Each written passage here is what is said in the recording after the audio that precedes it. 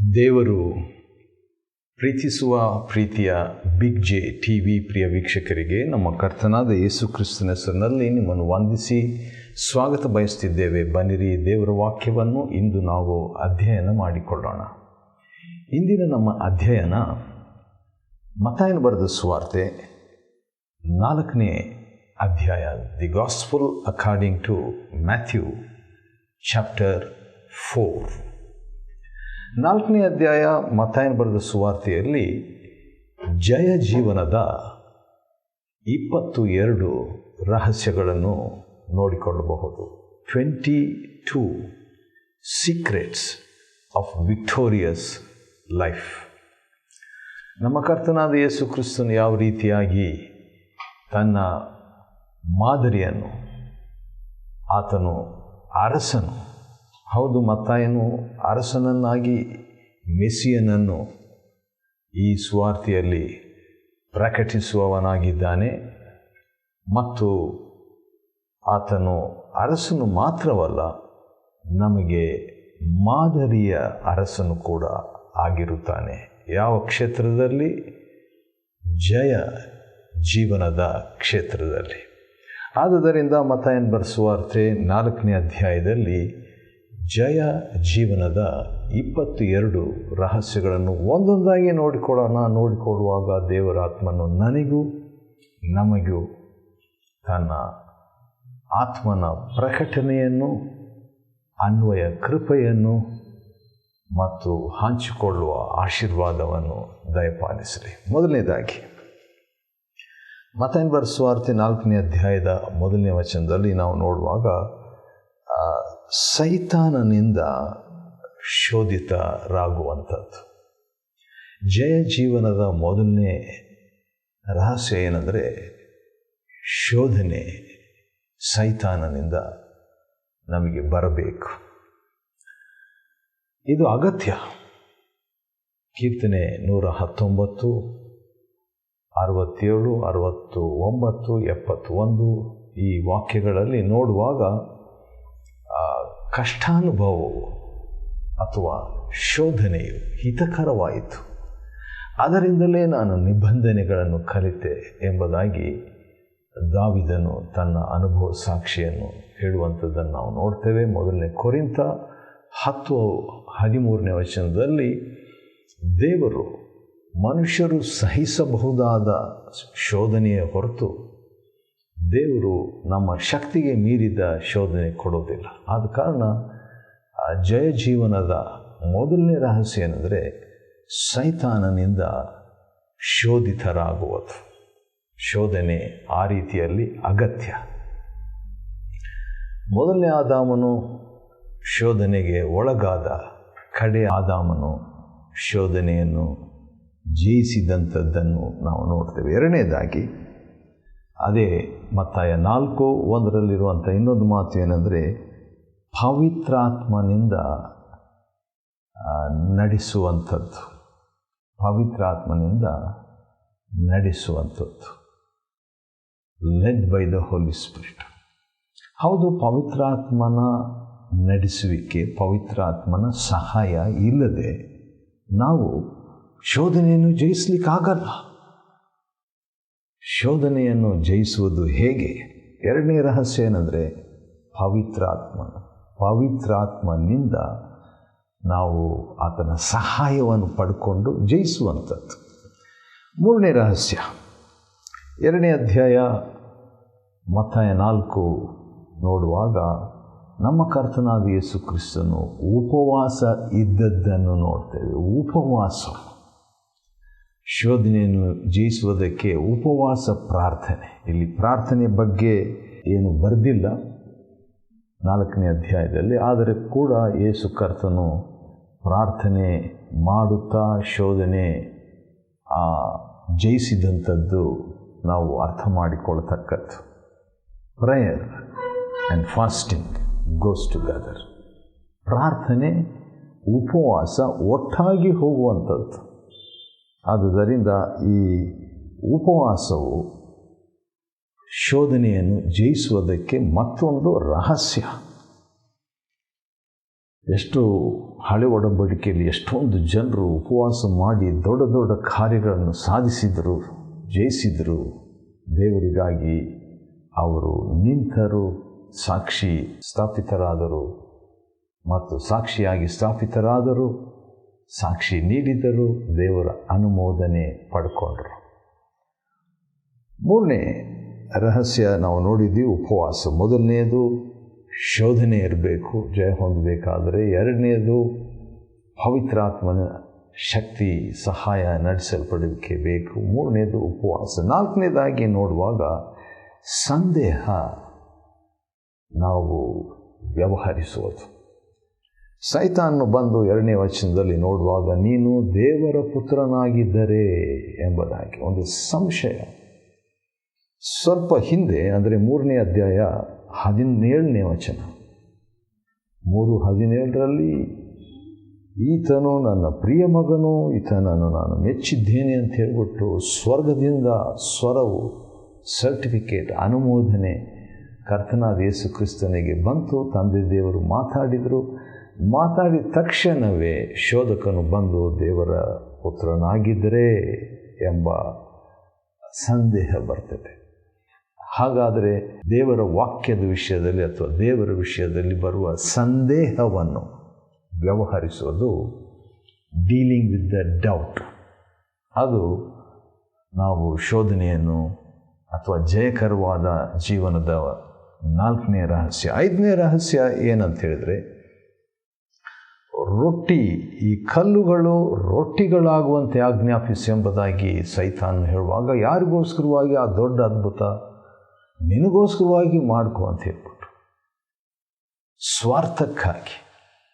ಹಾಗಾದರೆ ನಾವು 5ನೇದಾಗಿ ಶೋಧನೆಯನ್ನು ಅಥವಾ ಜಯ ಜೀವನದ 5ನೇ ರಹಸ್ಯ ಏನಂತ ಹೇಳಿದರೆ, ಸ್ವಾರ್ಥಕ್ಕಾಗಿ ದೇವರ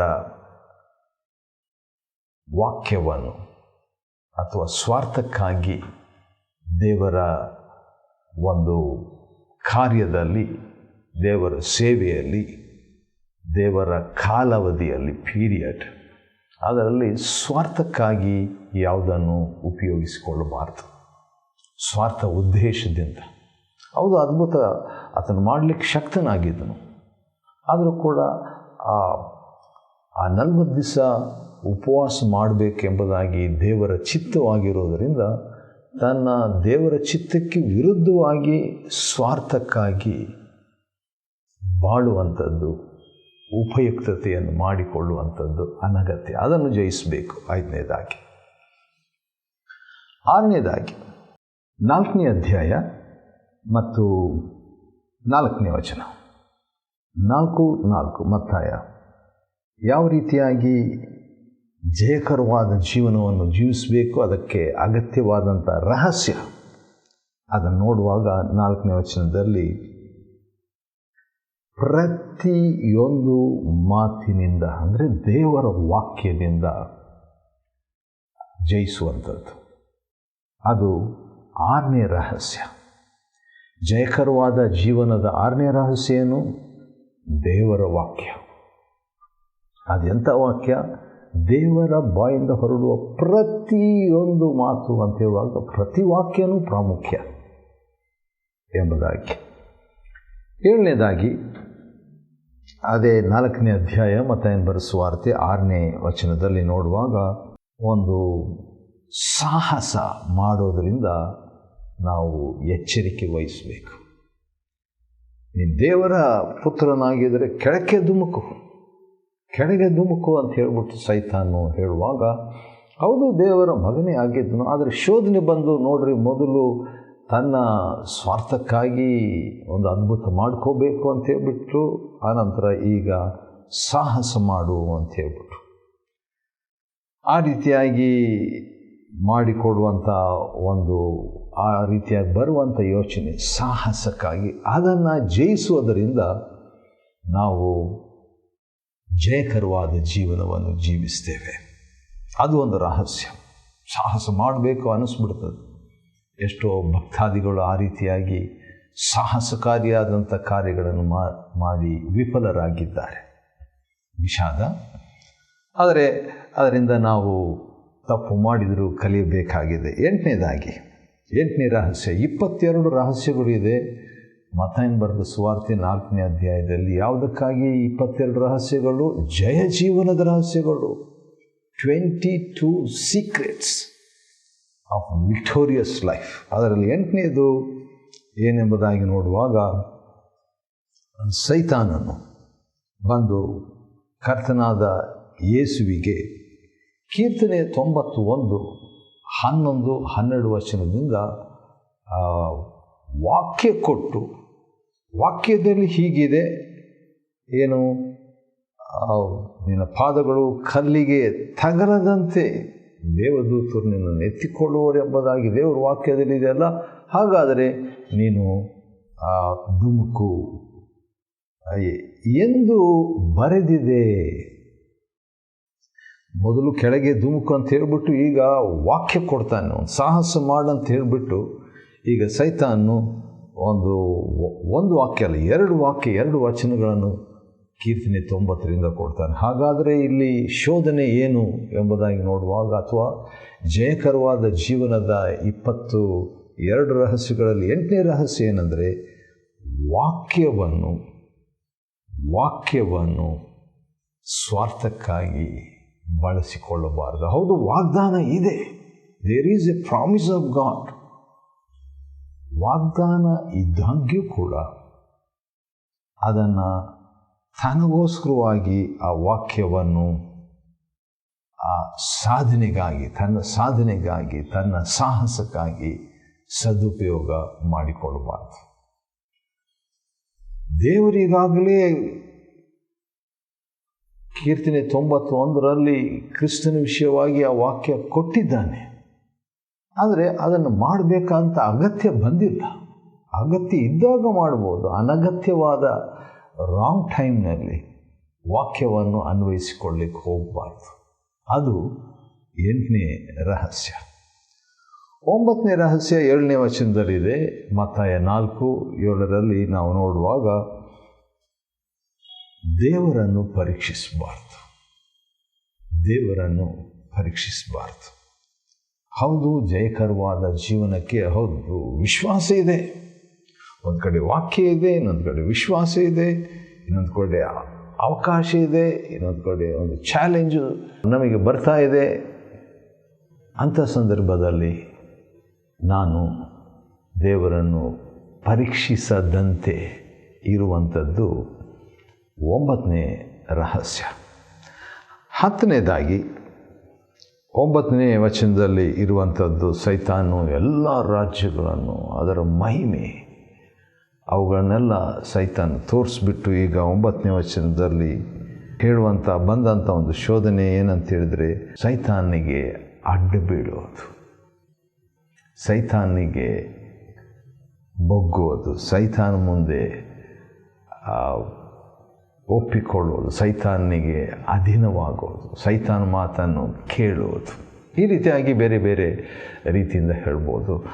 ಅಂಥ ಒಂದು ಶೋಧನೆ, ಅಂಥ ಒಂದು ಸಂದಿಗ್ಧ ಪರಿಸ್ಥಿತಿ, ಅಂಥ ಒಂದು ಸನ್ನಿವೇಶವನ್ನು ಗ್ರಹಿಸಿ ಅದನ್ನು ಎದುರಿಸಿ ಒಳಗಾಗದೇ ಇರುವಂಥದ್ದು 10ನೇ ರಹಸ್ಯ, 10th secret of victorious life. ಏನದು? ಸೈತಾನನ ಇಜ್ಜೋಡುವಿಕೆಗೆ ಒಳಗಾಗದಿರುವುದು. Not yielding to the compromise formula of Satan. ಸೈತಾನ್ ಕೊಡುವ ಇಜ್ಜೋಡಿನ ಸೂತ್ರ ಅಥವಾ ಶಾರ್ಟ್ಕಟ್, ಅಡ್ಡದಾರಿ ಸೈತಾನ್ ಕೊಡ್ತಾನೆ. ಈ ರಾಜ್ಯಗಳನ್ನು, ಮಹಿಮೆಯನ್ನೆಲ್ಲ ದೇವರು ಕೊಡಲಿಕ್ಕೆ ಇದ್ದಾನೆ ಯೇಸು ಕ್ರಿಸ್ತನಿಗೆ. ಆದರೆ ಸೈತಾನ್ ಕೊಡುವಂಥ ಅವಶ್ಯಕತೆ ಇಲ್ಲ.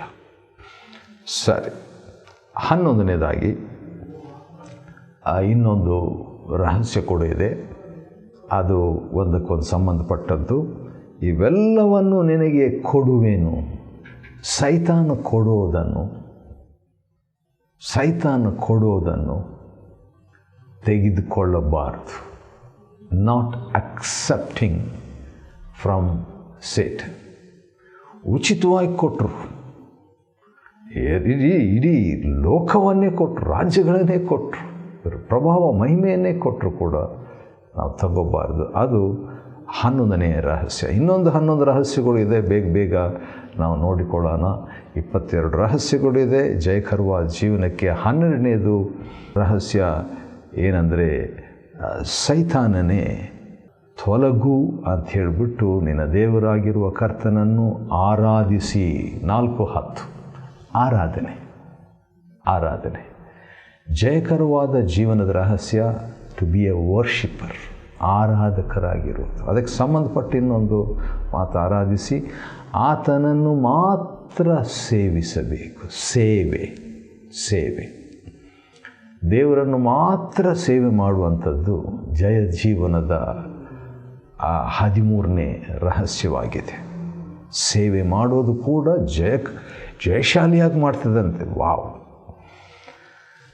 ಮತ್ತು 15, 16 ವಚನಗಳಲ್ಲಿ ನಾವು ನೋಡುವಾಗ, ಕತ್ತಲಲ್ಲಿ ವಾಸಿಸಿದ ಜನರಿಗೆ ಮಹಾಬೆಳಕು ಎಂಬುದಾಗಿ. ಇದರಿಂದ ನಾವು ಕಲಿಯುವಂಥ 14ನೇ ರಹಸ್ಯ ಏನಂದರೆ, ಕತ್ತಲಿದ್ದಾಗ ನಮ್ಮ ಜೀವನದಲ್ಲಿ ಕತ್ತಲು ಬರ್ತದೆ. ಒಂದು ವೇಳೆ ಕತ್ತಲಲ್ಲಿ ವಾಸಿಸ್ತಾ ಇದ್ದಂಥ ಜನರು ಇದ್ದರು, ಆ ಕತ್ತಲಿಂದ ಮಹಾಬೆಳಕಿಗೆ ಬರುವಂಥದ್ದು ಅದು ಜಯ ಜೀವನದ 14ನೇ ರಹಸ್ಯ. 15ನೇ ರಹಸ್ಯ ಕೂಡ ಅದಕ್ಕೆ ಸಂಬಂಧಪಟ್ಟಿದೆ. ಮರಣದ ಛಾಯೆ ಅಂಥ ಸಂದರ್ಭದಲ್ಲಿ ಬೆಳಕಿಗೆ ಬರುವಂಥ, ಇದನ್ನು ಯಾರು ಕೊಡ್ತಾರೆ? ನಮ್ಮ ಕರ್ತನಾದ ಯೇಸು ಕ್ರಿಸ್ತರು ಕೊಡ್ತಾರೆ. ಅದನ್ನು ನಾವು ತಗೋಬೇಕು. ಮರಣದ ಛಾಯೆಯಲ್ಲಿದ್ದಾಗ ಕೂಡ ನಾವು ಬೆಳಕು ಉದಯಿಸುವಂಥದ್ದನ್ನು ಹೊಂದಿಕೊಳ್ಳುವಂಥದ್ದು ಅದು 15ನೇ ರಹಸ್ಯ. 16ನೇ ರಹಸ್ಯ ಭಾಳ ಸಿಂಪಲ್ ಆಗಿದೆ, ಚೆನ್ನಾಗಿದೆ. 4ನೇ ಅಧ್ಯಾಯ 17ನೇ ವಚನ ಮತ್ತಾಯನ ಬರೆದ ಸುವಾರ್ತೆಯಲ್ಲಿ ಅದೇನೆಂದರೆ, ದೇವರ ಕಡೆಗೆ ತಿರುಗಿಕೊಳ್ಳುವುದು. ರಿಪೆಂಟೆನ್ಸ್, ದೇವರ ಕಡೆಗೆ ತಿರುಗಿಕೊಳ್ಳುವುದು.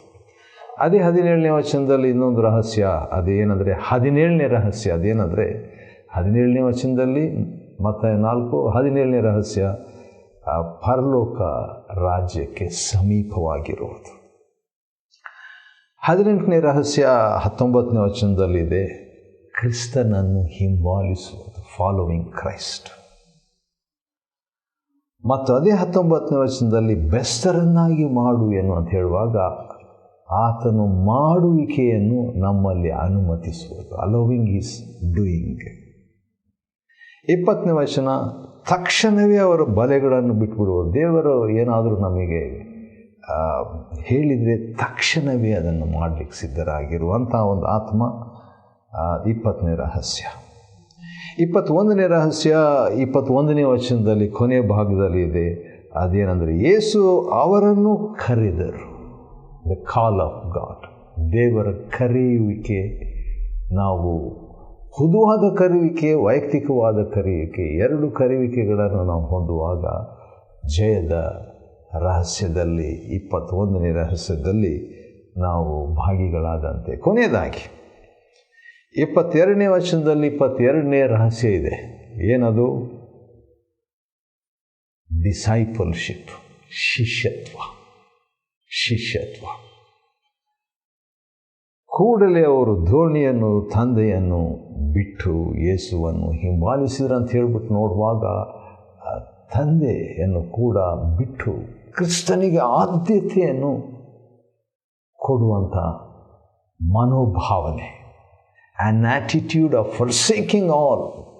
ದೋಣಿ ಬಿಟ್ಟರು, ಬಲೆ ಬಿಟ್ಟರು, ತಂದೆಯನ್ನು ಕೂಡ ಭಯಭಕ್ತಿಯಿಂದ ಬಿಟ್ಟು ಪರಲೋಕ ತಂದೆಗೆ ಒಳಗಾಗುವಂಥ ಶಿಷ್ಯತ್ವದ ಆತ್ಮ ನಮಗಿದ್ದರೆ ಜಯದಿಂದ ಜಯಕ್ಕೆ ನಾವು ಸಾಕ್ತೇವೆ.